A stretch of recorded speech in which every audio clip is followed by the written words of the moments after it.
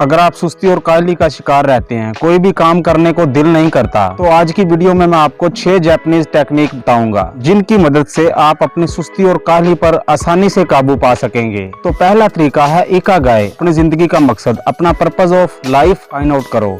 कोई ऐसी चीज जो हर रोज आपको सुबह उठने और काम करने पर मजबूर कर दे। आपका पर्पज आपको एनर्जी देगा, आपको जिंदगी में आगे बढ़ने के लिए हिम्मत देगा और आपकी सुस्ती को दूर भगाएगा। दूसरी टेक्निक का नाम है काइजन। अक्सर हम बड़े बड़े टास्क चुन लेते हैं और फिर उन टास्क से घबराते हैं, सुस्ती का शिकार हो जाते हैं। काइजन कहती है कि छोटी छोटी स्मॉल चीजों पर काम करें और हर रोज अपने आप को बेहतर बनाते जाएं। अगली टेक्निक का नाम है पोमोडोरो टेक्निक। ये टेक्निक आमतौर पर स्टूडेंट्स के लिए या पढ़ाई के तौर पर इस्तेमाल की जाती है। कहती है कि एक ही वक्त में 2 या 3 घंटे पढ़ने की बजाय या काम करने की बजाय आप उसे ब्रेक्स में करें। 25 मिनट के लिए काम करें और फिर 5 से 10 मिनट की ब्रेक लें। थोड़ी ताज़ा हवा खाएं, थोड़े फ्रेश हो जाएं और फिर काम करना शुरू कर दें। ब्रेक्स में काम करेंगे तो सुस्ती का शिकार नहीं होंगे। अगली टेक्निक का नाम है हरा हाचीबू।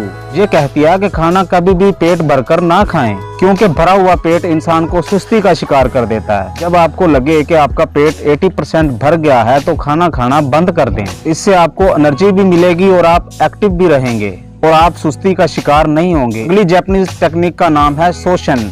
ये कहती है कि हर काम को ऐसे करें, उस जज्बे के साथ जैसे आपने उसको पहली दफा किया था। उतनी एक्साइटमेंट अपने अंदर लाने की कोशिश करें जितनी एक्साइटमेंट आपके पास तब थी जब आपने उसको पहली दफा किया था। जब आप उस जज्बे को और एक्साइटमेंट को अपने अंदर लाने की कोशिश करेंगे तो आपके अंदर सुस्ती नहीं आएगी। अगली टेक्निक है वाबी साबी। बाज दफा हम चीजों को परफेक्ट करने के चक्कर में पड़ जाते हैं, हम बहुत ज्यादा स्ट्रेस ले लेते हैं, हम छोटी छोटी बारीकियों में पड़ जाते हैं और इस तरह हमारे काम सुस्ती और डिले का शिकार हो जाते हैं। इसलिए परफेक्शन और परफेक्ट टाइम का इंतजार कभी भी ना करें। कमियां इंसानों के अंदर ही होती हैं, अगर कोई कमी रह गई तो वो बाद में भी पूरी की जा सकती है।